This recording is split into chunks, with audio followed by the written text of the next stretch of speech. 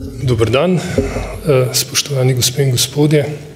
Mislim, da se bo moj predavanje lepo navezoval na mojega predhodnika.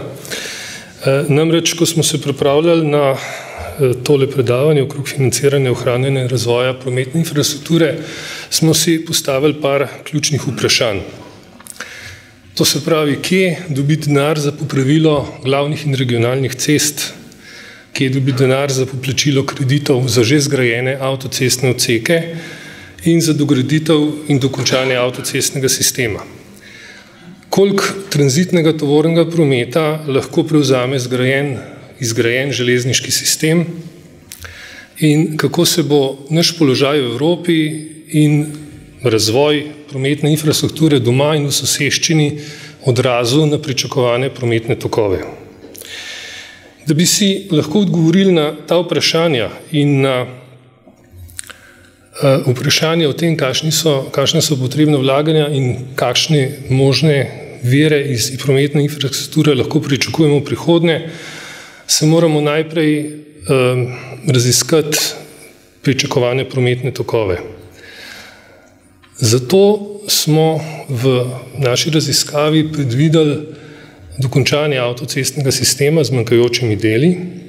Kar se tiče železniške infrastrukture, smo predvideli njen skladen razvoj z modernizacijo in širitvijo kapacitet.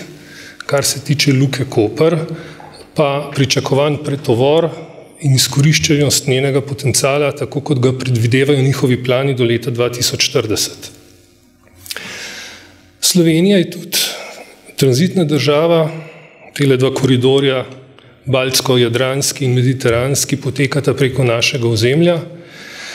Zato in tranzitni tokovi pa so tisti, ki so v bistvu funkcija gospodarskih in globalizacijskih procesov, obenem pa tudi prometnih politik, ukrepov in razvoja prometne infrastrukture v sosednjih državah. Tako smo v naših računih upoštevali tudi te pričakovane ukrepe v tujini. Nekateri od njih spodbujajo promet v Sloveniji, drugi so pa konkurenčni, ga zmanjšujejo. Tranzit je, če pogledamo tovorni promet in obe modaliteti, to se pravi cesto in železnico, tam se med njima pač pokažejo razlike. Zgornji graf prikazuje prometno delo tonske kilometre tovora. Na desni strani je cestni sistem in na levi strani železnica. Pri tem rdeči toni pomenijo tranzit, zeleni toni pa domač promet. To se pravi, na cestni strani je ta razmerje dokaj uravnotežen, na železniškem delu pa se kaže velik pretežni del tranzita v prometu. Spodnji graf je vrednostno otežen, to se pravi, tle so pa evrski kilometri pokazan, tukaj se razmerja še malo bolj zaostrijo, vidi se pa tudi premik vrednejšega tovora na cesto. V potniškem prometu, to je prometno delo s potniški kilometri, na desni strani vidimo prevladujoč cestni promet, pri tem sta pa potniški promet na avtocestnem sistemu in potniški promet na glavnih regionalnih cestah izenačena. Večinoma se pa potniški promet odvija z osebnimi vozili. Predvidene investicije oziroma predvidena vlaganja naj bi zagotovila tako ponudbo v prometnem sistemu, da bi lahko prevzeli pričakovane prometne tokove, ki se zgodijo ob polni izkoriščenosti prostorskih možnosti koridorjev, ki protekajo prek Slovenije, seveda zmeri ob skladnem razvoju tudi železniške infrastrukture. Kot rečeno, na avtocestnem sistemu je predvideno poplačilo finančnih obveznosti za nazaj, izgradnja manjkajočih odsekov. Na glavnih in regionalnih cestah je zaradi nezadostnih vlaganj v preteklosti slabo stanje, ki ga je treba sanirati oziroma rehabilitirati omrežje v taki višini. Seveda je pa za vse sisteme potrebno redno in investicijsko vzdrževanje in ustrezno upravljanje sistema. V prometnem sektorju se generirajo tudi viri. V naslednjih 25 letih je ocena nekako taka, viri so razvrščeni po velikosti, to se pravi največji vir predstavljajo trošarine oziroma obdavčitev goriva. Tega bi se za dobrih 24 milijard v prihodnosti lahko v naslednjih 25 letih nabrali. Vendar pravi viri, tisti, ki so pa neposredno povezani z uporabo infrastrukture, so pa trije. Cestnina na avtocestah, letna dajatev za uporabo vozil v cestnem prometu in uporabnina na železnicah. Seveda so nekateri viri poleg povpraševanja, to se pravi prometnih tokov, tudi odvisni od spremembe tehnologije. Na tem grafu vidimo pričakovano spremembo delovnih prostornin motorjev. Na to je pa vezana letna dajatev za uporabo vozil v prometu. To se pravi, rdeči stolpci prikazujejo zniževanje kubature v razredu med 1,4 in 2 litra delovne prostornine, modri stolpci pa dvig motorjev za nižjo delovno prostornino. Po drugi strani se pa ve, da se moči motorjev ob znižanju prostornine povečujejo. Zato bi bilo verjetno smiselno, da se v prihodnje, naprimer letna dajatev veže namesto na delovno prostornino na moč motorja, to je pravzaprav zdaj že tudi v obveznem zavarovanju. Obenem pa je to taka lastnost, ki je zlastna tako bencinskim in dizelskim motorjem, kot tudi električnim vozilom. Podobna situacija se zgodi tudi na trošarinah in na okoljski dajatvi, ki sta vezani na porabo goriva, namreč učinkovitost motorjev v prihodnje bo povzročila zniževanje porab goriva. Če zdaj pogledamo kumulativni denarni tok v cestnem sektorju v naslednjih 25 letih, se kaže, da v bistvu prilivi dobro pokrivajo odlive. Vendar je dinamika porabe v začetnih letih taka, da je to treba, ta dinamičen proces, treba bolj natančno pogledati, zato smo to naredili po letih in sicer ločeno za glavne in regionalne ceste in za avtoceste.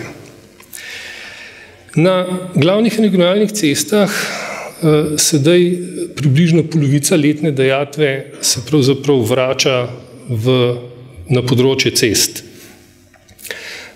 Ta količina oziroma ta vrednost ne pokriva niti rednega vzdrževanja.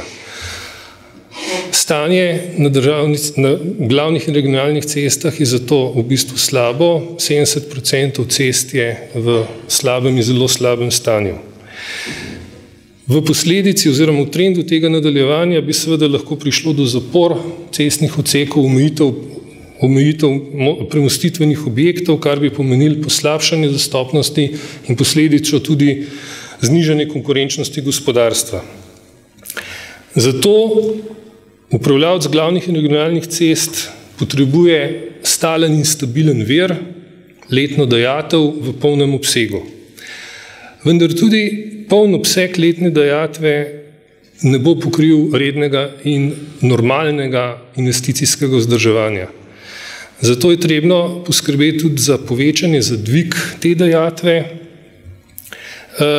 Pri tem bi verjetno lahko ta dvig bil samo na osebnih vozilih, saj bi s tem omilili tudi to dvojnost plačevanja v tovornem prometu, ki zdaj zmanjšuje konkurenčnost naših prevoznikov.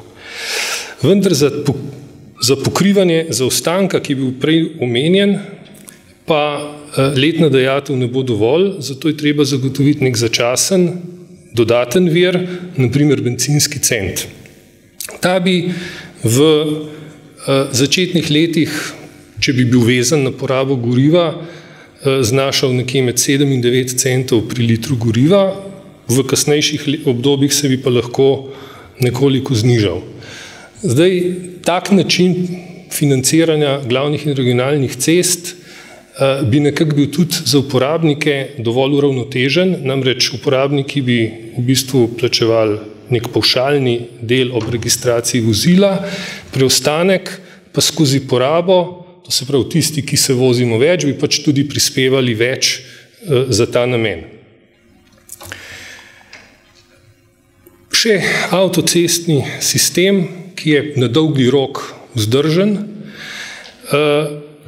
Denarni tok po letih, ki je prikazan na tej sliki, še enkrat temelji na zdajšnjih cestninah in na povpraševanju, ki v polni meri izkorišča potencial to se pravi prometnih koridorjev, ki potekajo prek Slovenije, ob seveda hkratnem skladnem razvoju železniške infrastrukture.